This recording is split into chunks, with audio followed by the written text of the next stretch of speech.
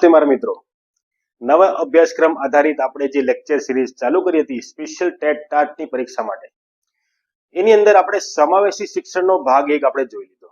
જો તમે ના જોયો તો ખાસ જોજો, બરાબર. સમાવેશી શિક્ષણનો ભાગ 1 જોઈ લીધો. આજે આપણે ભાગ 2 જોવાના છે અને પછી આપણે ભાગ 3 જોઈશું. એટલે કે સમાવેશી શિક્ષણના જે 5 માર્ક્સ છે ને તે આપણા જવા જ નહીં જોઈએ.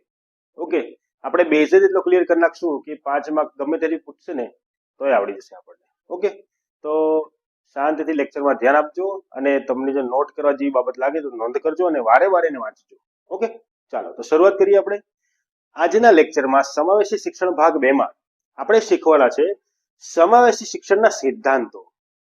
મિત્રો, આ એક મહત્વનો ટોપિક બની આવી શકે એવું છે, કારણ કે આમાંથી પણ પ્રશ્નો બને એવું છે. ઓકે, ચાલો જોઈએ આપણે સમાવેશી શિક્ષણના સિદ્ધાંતો કયા કયા છે. તો સૌથી પહેલો સિદ્ધાંત જે છે તે છે સુગમતા અને ઉપલબ્ધતાનો સિદ્ધાંત. બરાબર, સુગમતા અને ઉપલબ્ધતાનો સિદ્ધાંત. એમાં શું કહેવા માંગે કે કેટલી સંસ્થા છે કેટલી સુગમતા આપે છે એને. બરાબર, આપણે ડિટેલમાં સમજશું, હમણાં ખાલી નામ યાદ રાખો, બધું ડિટેલમાં સમજીએ આપણે. ઓકે, ચલો. સમતાનો સિદ્ધાંત બીજો છે, સમતાનો સિદ્ધાંત. ત્રીજો છે સુસંગતતાનો સિદ્ધાંત. ચોથો છે સહભાગિતાનો સિદ્ધાંત. જો ભાગીદારીની વાત કરી, સહભાગિતા એટલે ભાગીદારીની વાત કરી. અને પાંચમો છે સશક્તિકરણનો સિદ્ધાંત. બરાબર છે, કુલ 5 સિદ્ધાંતો છે. તો મિત્રો, પ્રશ્નો પહેલા અહીંથી જ બની જાય. બરાબર, કે 5 સિદ્ધાંતોમાંથી કોઈ પણ 3 સિદ્ધાંતના નામ આપે અને એક ચોથો સિદ્ધાંત કોઈ બીજો પૂછી કાઢે અને તમને કહે કે નીચેનામાંથી કયો સમાવેશી શિક્ષણનો સિદ્ધાંત નથી. બરાબર છે, આવા પ્રશ્નો આપણને પૂછાઈ જાય છે. ઓકે, ચાલો લેક્ચર કન્ટિન્યુ કરીએ આપણે. જે આ 5 સિદ્ધાંતો છે તે પરસ્પર અવલંબિત છે. જો બરાબર સમજો, પરસ્પર અવલંબિત છે એટલે એને સાદી ભાષામાં આપણે એમ કહીએ કે બધા એકબીજા સાથે જોડાયેલા છે. બધા એકબીજા સાથે જોડાયેલા છે અને સાચે જ જોડાયેલા છે. આપણે બધા એક પછી સમજશું ને એટલે તમને ખ્યાલ આવે કે આ ખરી વાત છે. ઓકે, સમાવેશી શિક્ષણનું થોડું રિવિઝન કરી નાખીએ. સમાવેશી શિક્ષણ જે વંચિત જૂથની બાળકોની વાત કરી છે તે માત્ર દિવ્યાંગ બાળકની વાત કરી નથી. આપણે લાસ્ટ લેક્ચરમાં જોઈ ગયા, બરાબર, કે માત્ર દિવ્યાંગ બાળકની વાત નથી કરી, એની અંદર લિંગને આધારિત એટલે કે મહિલાઓ ટ્રાન્સજેન્ડરની વાત કરી છે, પછી એસટી એસસી ઓબીસી માઇનોરિટીસની વાત કરી છે, ગરીબ બાળકોની વાત કરી છે. બરાબર છે, આ બધા બાળકો એ વંચિત જૂથના બાળકો તરીકે અંદર સમાવેશ થાય છે કે આ બાળકોને અલગ બીજા બાળકો જે સારી સારી સુવિધાઓ ભોગવે છે એની સાથે, બરાબર છે, એને સમાનતા મળે એ માટે સમાવેશી શિક્ષણની જે નવી રાષ્ટ્રીય શિક્ષણ નીતિમાં એનો સમાવેશ કરવામાં આવ્યો છે. બરાબર છે, આ થોડુંક આપણે રિવિઝન કરી નાખ્યું અને ડિટેલમાં જો તો પહેલો લેક્ચર આપણે જોજો. ઓકે, ચાલો હવે એના સિદ્ધાંતો વારે વારે સમજીએ. તો સૌથી પહેલો સિદ્ધાંત છે કે સુગમતા કે ઉપલબ્ધતા. જો સુગમતા કે ઉપલબ્ધતા એટલે શું મિત્રો, બરાબર સમજો કે મહત્તમ પહોંચ પ્રાપ્ત કરવા માટેની રચનાત્મક પ્રણાલી. આ તો બહુ હાઈ લેંગ્વેજ થઈ ગઈ. બરાબર, એટલે શું કહેવા માંગે તો સીધી વાત છે કે સંસ્થાએ જે એની પાસે વંચિત જૂથના બાળકો છે ને એને મેક્સિમમ સુવિધા આપીને જે નોર્મલ બાળકો છે એને સમકક્ષ લાવવા, એમ કહેવા માંગે. સમજે કે નહીં સમજે? એટલે તો કીધું કે સુગમતા આપી, ઉપલબ્ધતા આપી, ફેસિલિટી આપી, એમ કહેવાય, ફેસિલિટી આપી એમ કહેવાય. સમજ્યા કે? બરાબર છે. ઓકે, એટલે મહત્તમ પહોંચ પ્રાપ્ત કરે એટલે મેક્સિમમ ફેસિલિટી આપવા માટે ની અહીંયા વાત કરી છે. એવી પ્રણાલી આપણે કરવી જોઈએ એમ દર્શાવ્યું છે. એના માટે કઈ બાબત જુઓ. સૌથી પહેલા કે સુગમ સંસ્થા એટલે શું, કે એ લખ્યું છે જો બધા બાળકો માટે સ્વતંત્રતા આપે અને બીજું ઉપયોગ માટે દ્રશ્ય અને બિન દ્રશ્ય વસ્તુ ઉપલબ્ધ કરાવે. બધા બાળકોને સ્વતંત્રતા. તો મિત્રો, પ્રશ્ન કેવી રીતે પૂછાય? જો સમજો પ્રશ્ન કેવી રીતે પૂછાય. સૌથી છેલ્લે તો આ જ આવીને ઉભી રહ્યો કે સવાલ કેવી રીતે પૂછાય. તો સવાલ સીધો પૂછાશે જો કે કયા સિદ્ધાંતમાં દ્રશ્ય અને બિન દ્રશ્ય બંને વસ્તુઓ ઉપલબ્ધ સંસ્થા કરવી જોઈએ એવું કયા સિદ્ધાંતમાં દર્શાવવામાં આવ્યું છે. હવે ઉપલબ્ધ કરવું જોઈએ એમ શબ્દ વપરાઈ ગયો છે તો તમને ઉપલબ્ધતાનો સિદ્ધાંત એમ નહીં પૂછશે, તમને શું જવાબમાં મૂકેલો છે? સુગમતાનો સિદ્ધાંત. એમ સમજ્યા? સવાલ કેવી રીતે પૂછાય સમજો. બરાબર. ઓકે, ચાલો હવે સુવિધાઓ આપવી જોઈએ. કેવી કેવી સુવિધાઓ આપવી જોઈએ તે જોઈએ આપણે. ચાલો, કેવી કેવી સુવિધાઓ આપવી જોઈએ તે દર્શાવી છે. તો સૌથી પહેલા ઇન્ટરપ્રિટેશન એટલે શું સમજો કે કોઈ મૂકબધિર બાળકો છે, જેને ઓછું સંભળાતું છે, જેને સંભળાતું નથી, એવા બાળકો જો સાથે ભણવા આવે તો એના માટે અલગ વ્યવસ્થા કરવી જોઈએ. સાંકેતિક ભાષાની વાત કરવી જોઈએ. કાર્ટની વાત કરો, કાર્ટ ખાસ યાદ રાખજો. કાર્ટ એટલે શું છે? તો કોમ્યુનિકેશન. સી એટલે શું છે? કોમ્યુનિકેશન, બરાબર. સી એટલે કોમ્યુનિકેશન, એ એટલે એક્સેસ. ઓકે, સી એટલે કોમ્યુનિકેશન, એ એટલે એક્સેસ, આર એટલે રિયલ ટાઈમ. સમજો, આર એટલે શું? Real time. Okay, communication, access, real time, translation. બરાબર છે. ટી એટલે શું? તો ટ્રાન્સલેશન. આ કાર્ડનું પૂરું નામ છે, કદાચ પરીક્ષામાં પૂછાઈ જાય એટલે ધ્યાન આપજો ખાસ. ઓકે, ચાલો. ભાષા, જે પણ શિક્ષક છે તેણે સારામાં સારી ભાષાનો ઉપયોગ કરવો જોઈએ વર્ગખંડની સામે, કે જેથી વંચિત જૂથના બાળકો છે ને સામાન્ય બાળકો છે તેને ભેદ નહીં ખબર પડવી જોઈએ. બરાબર છે. ઓકે, ચાલો. લાઇટિંગ ની વાત કરી છે. લાઇટિંગ કેવી વાપરવી જોઈએ? અહીં તો લખી છે કેવી ન વાપરવી જોઈએ. બરાબર. ફ્લોરોસન્ટ લાઇટ છે, ફ્લેશ ફોટા વાળા છે, એ બધું ટાળવું જોઈએ. કેમ? ફ્લોરોસન્ટ લાઇટ, ફ્લેશ ફોટા કે જે બાળકોની નજર કમજોર છે, દાખલા તરીકે ચશ્માવાળા બાળકો છે, પછી એવું થાય કે આપણે એવી લાઇટિંગ લાવીને એવા બેનરો લગાવી, એવો બોર્ડ લાવી કે એને જોવામાં તકલીફ પડે. બાકીનાને બધાને ભલે સારું દેખાતું, પણ એને જોવામાં તકલીફ પડે. આવું ના કરવું જોઈએ એમ કહેવા માંગે છે. ઓકે, ચાલો. વિશ્રામ ખંડો હોવો જોઈએ, બધી સુવિધાવાળા હોવો જોઈએ, પરિવહન આપવું જોઈએ. બરાબર. આવા બાળકોને આપણે પરિવહનની સુવિધા આપવી જોઈએ. આવા બાળકો માટે આપણે લિખિત સામગ્રીઓ ઉપલબ્ધ કરવી જોઈએ. ટૂંકમાં એમ કહેવાય કે ફેસિલિટીની વાત કરી છે. એટલે કયો સિદ્ધાંત યાદ રાખવાનો આપણે? સુગમતાનો સિદ્ધાંત. ક્લિયર છો? બરાબર. પહેલો સિદ્ધાંત ક્લિયર છો ને? ઓકે, આમાંથી પ્રશ્નો પૂછાઈ જવાય. જો એક કાટ વાળો પ્રશ્ન પૂછાય, સીધા દ્રશ્ય બિન દ્રશ્ય વાળો પ્રશ્ન પૂછાય. બરાબર છે. એક નવો પ્રશ્ન બનાવી દઈએ કે સંસ્થાઓ દ્વારા બાળકોને સુવિધાઓ પ્રાપ્ત આપવામાં આવે છે અથવા તો પ્રાપ્ત કરાવવામાં આવે છે, સુવિધાઓ આપવામાં આવે છે, તો એ કયા સિદ્ધાંત દ્વારા છે? તો સિદ્ધાંત યાદ રાખજો, સુગમતા અને ઉપલબ્ધતા દ્વારા. બરાબર છે. ચાલો આગળ વધીએ આપણે. ચાલો, સમતાનો સિદ્ધાંત, ઇક્વિટીની વાત કરી છે. ઇક્વિટી, સમાનતાની વાત કરી છે. બરાબર. સમાનતા એટલે શું? કે દરેકની સાથે સમાન સ્વરૂપે અથવા તેમના સંજોગો પ્રમાણે ન્યાયપૂર્વક વર્તન કરી સમતા કે સમાનતા પ્રાપ્ત થાય છે. દરેકની સાથે સમાનતા રાખવાની. પછી શિક્ષકનો કોઈક વિદ્યાર્થી ખૂબ જ પ્રિય હોય અને કોઈ વિદ્યાર્થી ખૂબ જ અપ્રિય હોય, એવું નહીં હોવું જોઈએ. શિક્ષકે એવું વાતાવરણ રાખવું જોઈએ કે એને બધા જ વિદ્યાર્થીઓ સાથે સમાન કક્ષાનો હોય. પછી એ રમવામાં હોશિયાર હોય કે પછી ભણવામાં હોશિયાર હોય કે પછી ડ્રોઈંગમાં હોશિયાર હોય, પણ શિક્ષકને કામ કરાવતા આવડવું જોઈએ. બરાબર. દાખલા તરીકે ઉદાહરણ આપું કે 5 થી 10 છોકરા એવા છે કે જેનો જે કેચઅપ પાવર જે છે, બરાબર, એ ઓછો છે. બીજા 5 કે 10 નો ખૂબ સરસ છે. તો શિક્ષકે શું કરવું જોઈએ કે જે ખૂબ સરસ, બરાબર, કેચઅપ પાવર ધરાવે છે તેના માટે એ રીતની ટેસ્ટ લેવી જોઈએ, અને જે ઓછી કેચઅપ પાવર ધરાવે છે તેના માટે ટેસ્ટ એ રીતની રાખવી જોઈએ. આ રીતે સમાનતા પૂરી કરાય. સમજ્યા કે? બરાબર. ઓકે, ચાલો. વર્ગખંડનું વાતાવરણ એવું બનાવવું જોઈએ. જો આ ખાસ યાદ રાખજો, આમાંથી વિધાન પૂછાઈ જાય કે આ પ્રમાણે વર્ગખંડનું વાતાવરણ બનાવવામાં આવે તો એ કયા સિદ્ધાંત આધારિત કરવામાં આવે છે? જો વર્ગખંડનું વાતાવરણ કેવું બનાવવું જોઈએ? તો દરેક વિદ્યાર્થીને એવું લાગે કે તેને કોઈક સાંભળે છે, એને સમજે છે. કે ઘણા ક્લાસોમાં આપણે પણ અનુભવ્યું છે, આપણે જ્યારે ભણતા હતા ત્યારે આપણે બી અનુભવ્યું છે. આપણા કરતા જે હોશિયાર છોકરાઓને તે શિક્ષક તેને વધારે ફોકસ કરતા હોય, ત્યારે આપણે થોડા ડિસઅપોઇન્ટમેન્ટ થઈ ગયા.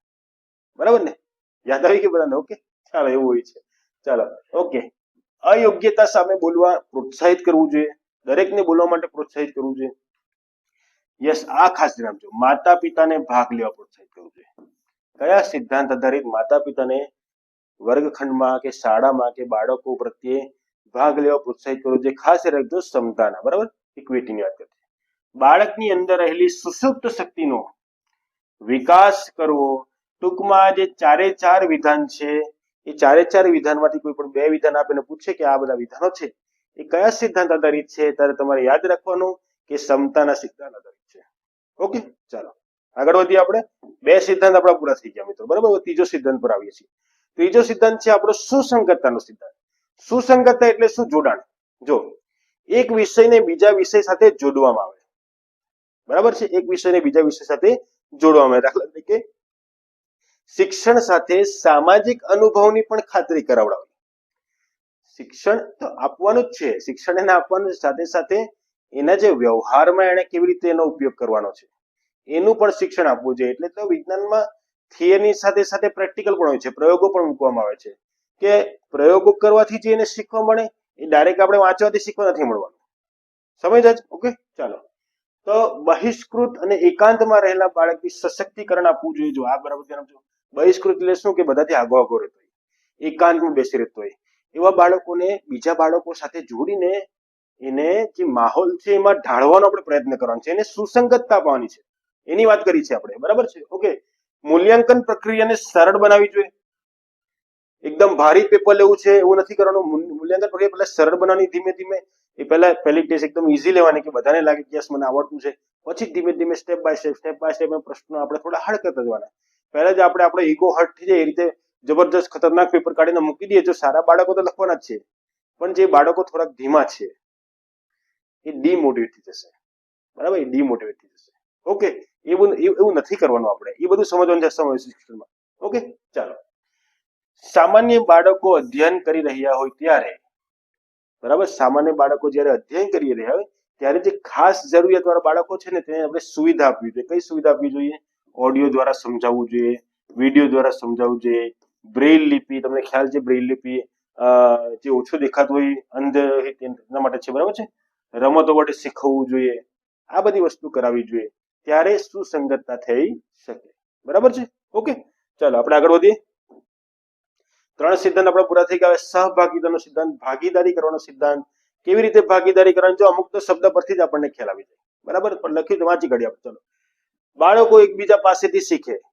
પ્રવૃત્તિઓમાં વિકલાંગ બાળકોને સામેલ કરીને અન્ય અનુભવોથી શીખવાની તક મળે. બરાબર સમજો. આ પૂછાય છે પરીક્ષામાં કે પ્રવૃત્તિઓમાં વિકલાંગ બાળકોને સામેલ કરવાની, અને જો એક પ્રવૃત્તિ કરતા છે એનાથી નથી ભાગ લેતો છતાં એને આપણે સામેલ કરવાનો છે. પ્રવૃત્તિ કરશે, બીજા પણ એ અનુભવ પોતે ઉતારી શકે, એની વાત કરી છે ભાઈ. બરાબર? એ અનુભવ પોતે લઈ શકે, જોઈને લઈ શકે, પોતે લઈ શકે, પોતે શીખી શકે, એની વાત કરી છે. બરાબર? અન્યના અનુભવથી શીખવાની તક મળે. આ રીતના સહભાગિતા થઈ, ભાગીદારી થઈ. જો ભાગીદારી થઈ. ઓકે. ક્લિયર છો? બરાબર. ચાલો. દાખલા તરીકે પ્રાર્થના સભામાં પ્રવૃત્તિ કરાવી, પ્રવાસ પર્યટન કરાવવું, સાંસ્કૃતિક કાર્યક્રમો કરાવવા, વિજ્ઞાનના પ્રયોગ કરાવવા, વિજ્ઞાન મેળો, તો પણ જ્યાં જૂથ પ્રવૃત્તિ થતી હોય ને, જો જ્યાં જૂથ પ્રવૃત્તિ થતી હોય ને ત્યાં સહભાગિતા, ભાગીદારી આવવાની છે, અને એવામાં સમાવવાના જ. બરાબર? વિજ્ઞાનનો પ્રયોગ આપણે કરાવીએ ત્યારે દાખલા તરીકે આપણે ટીમ બનાવીએ તો 2 વિદ્યાર્થી હોવા જોઈએ કે જે એકદમ હોશિયાર હોવા જોઈએ, બાકીના 3 એનાથી થોડા નબળા હોય, 2 નબળા બાળકો લીધવાના. જો આવું કરવાથી શું થાય? પ્રેક્ટિકલ કરશે. જે નબળો બાળક છે ને તે આપણી સામે ખુલીને નહીં બોલી શકે જેટલો એ બીજા વિદ્યાર્થી સાથે સામે બોલી શકે. બરાબર? એની સામે બોલશે, જાતે પ્રેક્ટિકલ પણ કરશે ને તમને નવાઈ લાગશે, જાતે પ્રયોગ પણ કરતો થઈ જશે. ભલે પછી એને લખતા, એને ડિસ્ક્રાઇબ કરતા ના આવડતું પણ એ પ્રયોગ કરી નાખશે. બરાબર? ઓકે. ચાલો. શાળાની સાથે સાથે કુટુંબની પણ સહભાગિતા હોવી જોઈએ, સમાજની પણ સહભાગિતા હોવી જોઈએ. બરાબર?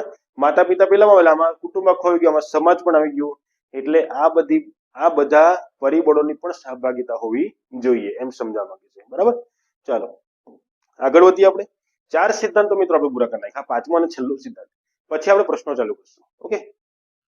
સશક્તિકરણનો સિદ્ધાંત. સશક્તિકરણ એટલે શું? કે બાળકની અસમર્થતાને ધ્યાનમાં લીધા વિના ગુણવત્તાયુક્ત શિક્ષણ આપવું. બાળક કઈ બાબતમાં અસમર્થ છે? બોલવામાં અસમર્થ છે, સાંભળવામાં અસમર્થ છે, એ જોવામાં અસમર્થ છે, એ મગજમાં ઉતારવા એમાં અસમર્થ છે. આ બધું વસ્તુને સાઈડ પર મૂકીને એની ગુણવત્તા લાવવાની છે કે આને મારે લાવવું કેવી રીતે છે, આને મારે સમજાવવું કેવી રીતે છે, એની વાત કરવાની છે સશક્તિકરણમાં. બરાબર છે? ચાલો. સશક્તિકરણના 2 ભાગ, બાહ્ય અને આંતરિક. બાહ્ય સશક્તિકરણ એટલે કાયદા બનાવવામાં આવ્યા છે, નીતિ બનાવવામાં આવી છે સરકાર દ્વારા. આપણે બધાને ખબર છે ઘણા બધા કાયદા આપણે 3જા ભાગમાં જોવાના છે, નીતિ બી 3જા ભાગમાં જોવાના છે. મજા આવશે. 3જા ભાગમાં મજા આવશે. ચાલો. આંતરિક એટલે શું? કે વ્યક્તિ પોતે કરી શકે, શિક્ષણ દ્વારા કરી શકે.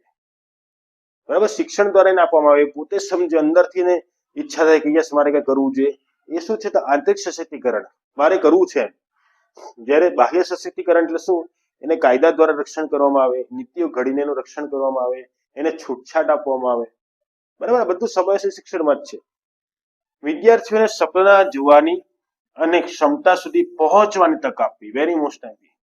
વિદ્યાર્થીઓને સપના જોવાની અને ક્ષમતાઓ સુધી પહોંચવાની તક આપી. એ કયા સિદ્ધાંત અનુસાર થાય છે? યાદ રાખજો, એ સશક્તિકરણના સિદ્ધાંત અનુસાર. બરાબર? શિક્ષકે વર્ગમાં સકારાત્મક વાતાવરણ રાખવું જોઈએ. ટૂંકમાં મિત્રો આપણે પાંચે પાંચ સિદ્ધાંતને ભણી ગયા. હવે પાંચે પાંચ સિદ્ધાંતમાંથી કેવા પ્રશ્નો પૂછાય એની આપણે ચર્ચા કરીએ. મેં તો અહીં બે જ પ્રશ્ન બતાવ્યા છે. હવે તો ઘણા બધા પ્રશ્નો વચ્ચે આપણે ચર્ચા કરી, લેક્ચરમાં કીધું જ છે મેં. જાતે બનાવજો બધા પ્રશ્નો. ઓકે, ચાલો તમારી સામે બે પ્રશ્ન છે. આ બંને પ્રશ્નના જવાબ તમારે મને કમેન્ટ બોક્સમાં આપવાના છે. પ્રશ્નો બરાબર વાંચી લેજો. પહેલો પ્રશ્ન એમ કે છે કયા સિદ્ધાંતનો સમય શિક્ષણમાં લાગુ પડતો નથી. બરાબર, તમારી સામે ચાર ઓપ્શન છે. બીજું છે કાટ, CART નું પૂરું નામ શું છે તે જણાવો. તો તમારી સામે ચાર ઓપ્શન છે. આ બંનેના જવાબ મને કમેન્ટ બોક્સમાં જણાવવાના છે. તો મિત્રો આપણે જલ્દીથી સમાવેશી શિક્ષણના ત્રીજા અને છેલ્લા ભાગમાં આપણે મળીશું. એ ખૂબ જ અત્યંત મહત્વનો લેક્ચર બની રહેશે. પહેલો ને બીજો પણ મહત્વનો છે. ટૂંકમાં 5 માર્ક આપણા જવા જોઈએ નહીં એવા આપણે પ્રયત્ન કરતા છે. ઓકે, તો નેક્સ્ટ લેક્ચરમાં આપણે મળીશું. Thank you.